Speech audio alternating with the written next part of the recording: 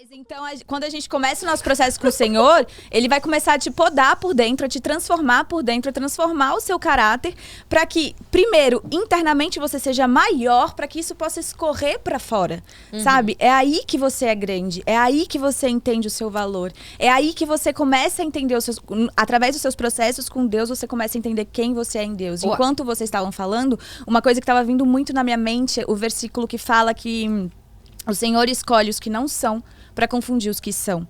E quando a primeira vez que eu li esse versículo, ele me tocou muito, porque eu sempre me senti não parte de alguma coisa. Eu sempre achei que eu não tinha valor, eu sempre achei que eu nunca ia conseguir nada na minha vida, que eu sempre achei que eu não era ninguém.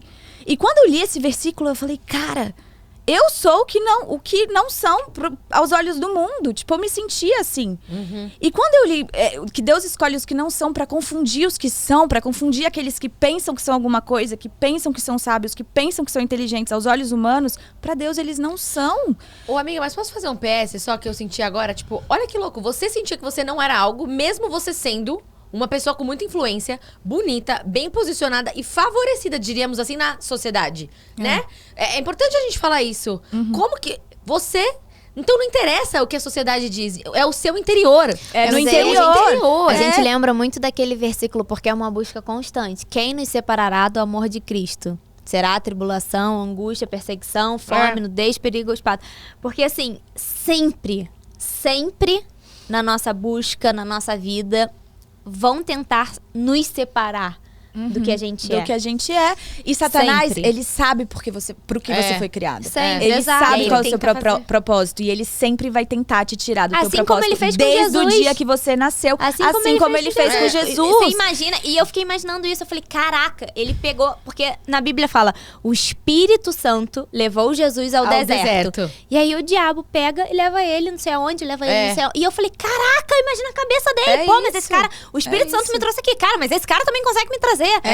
Então, assim, a todo tempo, ele tá te atacando com mentiras pra que você saia do teu propósito, pra que você não conheça quem você Exatamente. é. Por isso que quando a gente fala que a sua dor, Deus te usa, né, pra curar pessoas através da sua maior dor, é porque Satanás te atacou ali. Essa é a sua maior dor, porque ele sabia que ali era o propósito de Deus pra sua vida, que foi pra isso que você foi criado. E também o Senhor, a palavra fala, muitas vezes a gente pode ter uma autoestima baixa quando a gente olha para as nossas fraquezas. Então, por exemplo, assim, eu não sou muito boa com planejamento. Eu sou muito da comunicação, da humanas e tal, mas me dá uma planilha.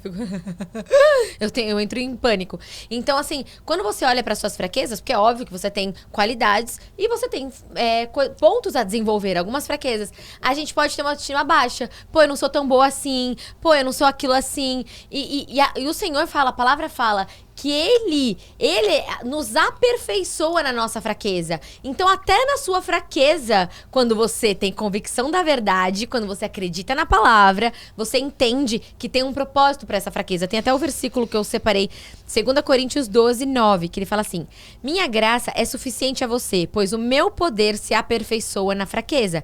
Portanto, eu me gloriarei ainda mais alegremente nas minhas fraquezas, para que o poder de Cristo repouse em mim.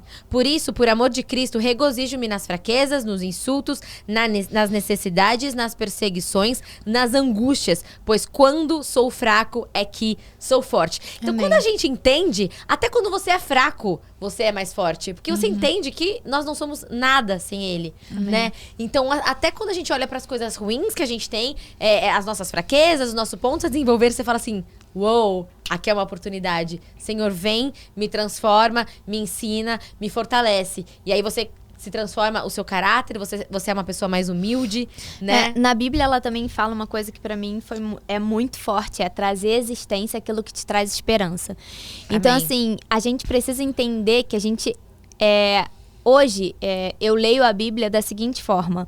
Eu acho ótimo quem lê a Bíblia rápido, quem quer acabar com a Bíblia, mas a gente precisa... Acho ótimo, é ótimo. Não, porque tem gente que gosta a Bíblia em um ano, tipo, essas coisas porque assim, tem né? gente que gosta de ler e, tipo, não parar. Mas hoje eu entendo que, assim, Deus fala pra gente fazer dessa palavra aqui, a palavra aqui. A gente precisa profetizar sobre a nossa vida, profetizar sobre a vida dos nossos filhos. E a gente estava passando por uma situação que o Joaquim sempre falava assim: mãe, fala com Deus, pai, fala com Deus. Ele orava, mas ele começou a falar isso porque ele falava, mas eu não consigo escutar a voz de Deus, eu não consigo. E a gente começou a profetizar sobre a vida dele.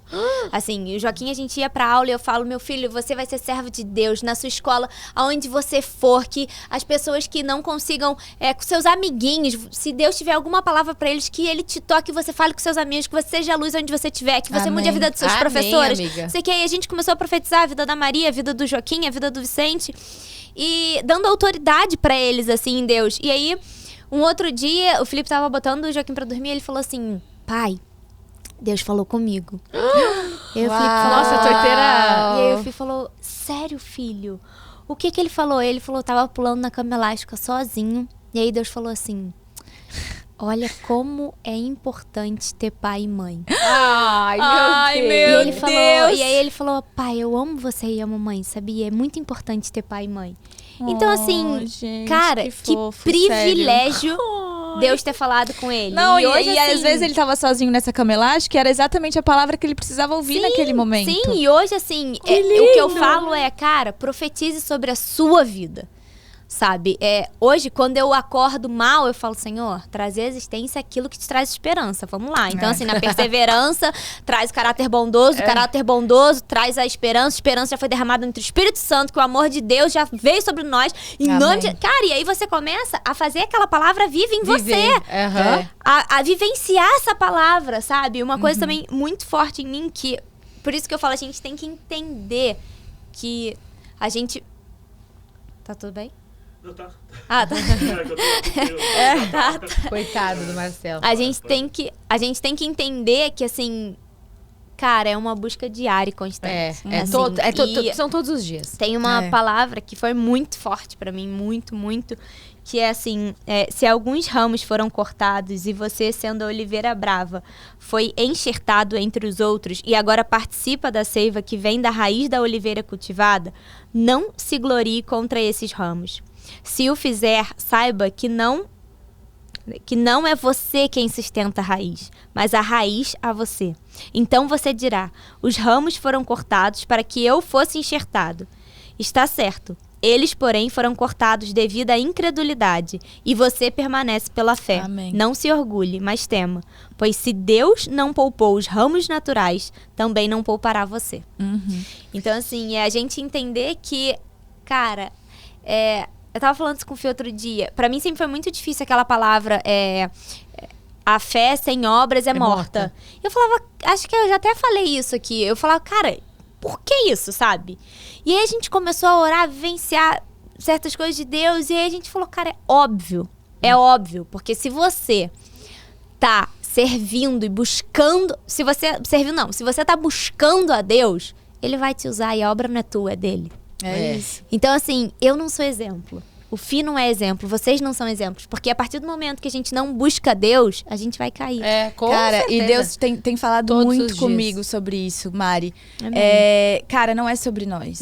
Não é sobre nós. É sobre o Espírito Santo através de nós, fazendo a obra dele para que outras vidas sejam alcançadas. Pra glória e honra dele. Eu tava ouvindo a pregação domingo e o pastor tava falando, o André Gonçalves, ele tava falando, me impactou muito essa pregação, ele falando da passagem de Paulo e Silas quando eles são libertos da prisão.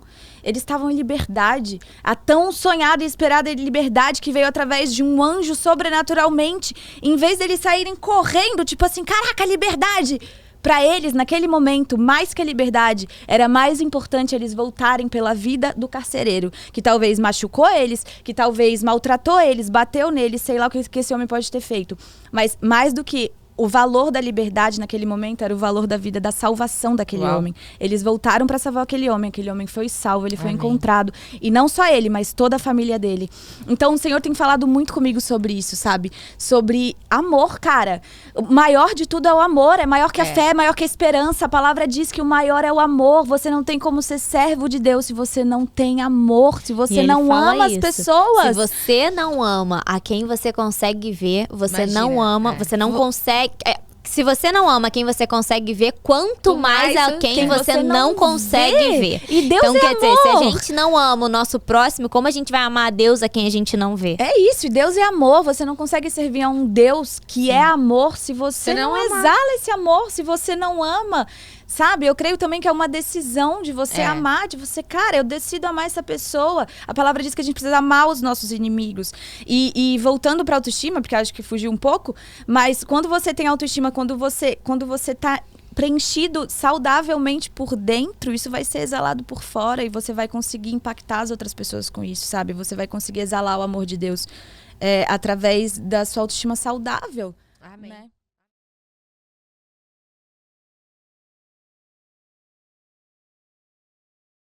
E aí, gostou desse conteúdo? Não esquece que tem mais um monte de coisa aqui pra você assistir, hein? Então deixa o seu comentário, compartilha com as pessoas que você ama e também com as que você não ama, porque elas precisam ouvir essa mensagem. E é isso, a gente se vê todo dia aqui no canal, tem conteúdo novo pra você.